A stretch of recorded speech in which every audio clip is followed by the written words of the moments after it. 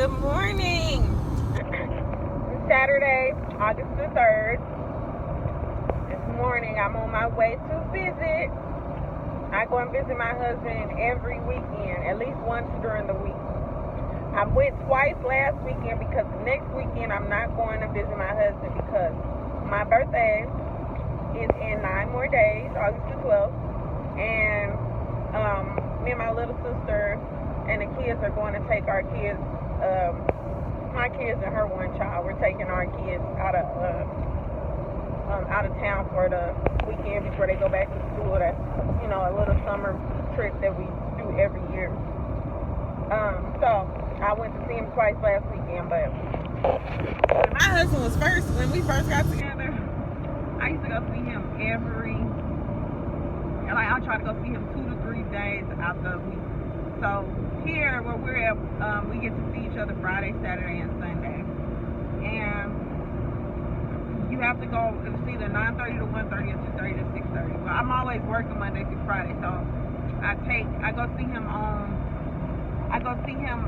one of the Saturday or Sunday. Like I told you all before, I'm a RN, so I work in the hospital, sometimes PRN on the weekend. So I'll try to coordinate that with with going to see him, so I at least make it to see him at least one of the days of the weekend. Although sometimes, like if we got something going on, I will go and see him. I won't see him at all. I'll let him know, like, babe, look, I got this going on, I got that going on. So I'm working some extra shifts, so I'm not gonna make it this weekend. But that's really far and few in between. Also, if the weather is like really bad, I won't go. But I will say this: those visits are the closest thing a lot of those guys have to freedom. Both those men and women are incarcerated. They be locked away. Sometimes they feel like the world is continuing on, and they kind of like at a pause, at a standstill, or they're watching it, but they can't actually participate in it. So the visits are like the closest thing to freedom for some of them. So I know everybody's not able to go visit like every weekend like I do.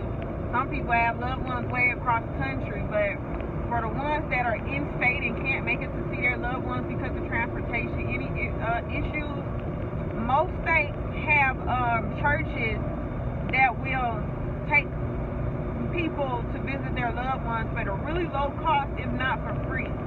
I know the prison my husband was just at before he got transferred, because at first my husband was a 2.5 hour drive away. Now he's an hour away.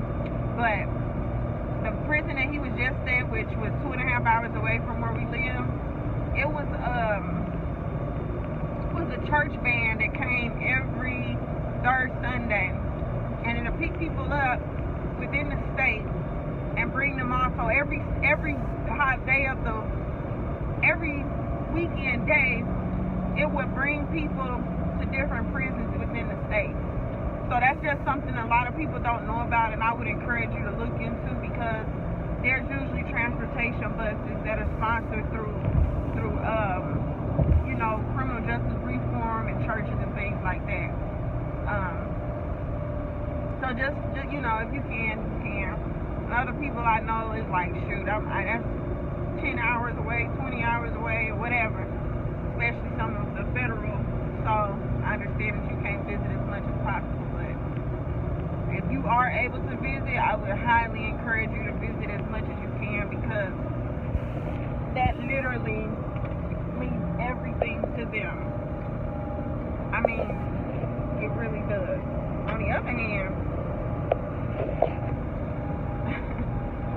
some women I notice some women, I don't know about men, because I don't know a lot of men that are married to women in prison, but sometimes I be kind of cringing when I hear about women that can't see their husbands because their husbands won't let them come and see them, or their boyfriends or significant others. I'm gonna tell you this: I don't have to make no announcement. If I feel like jumping up and driving up, I'm jumping up and driving up.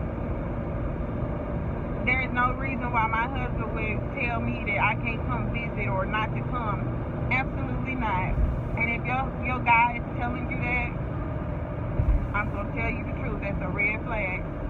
There's no reason why you have to tell him or you have to coordinate when you can come. I've seen it happen when I've been on visits with my husband, and I've seen people fighting in the visiting room because there was more than one person. I just saw it last weekend where he told his wife not to come, and when I went up there, he was up there with his girlfriend. Now, I know his wife, and my husband was like, you need to stay out of that, and I'm like, yeah, whatever. But anyway, so I go visit whenever I feel like going to visit. I don't make no announcements. I just pop up whenever time I feel like popping up. But I know it. I usually know if anybody. Honestly, nobody else comes visit really. Well, now they do, but nobody really comes visit except for me, except like his family, a few friends. But like I told you, my husband's been gone for 14 years, so after a certain year, those visits start to get far and few in between. But since we've been together, I've consistently been there to see him without missing many weekends. But anyway,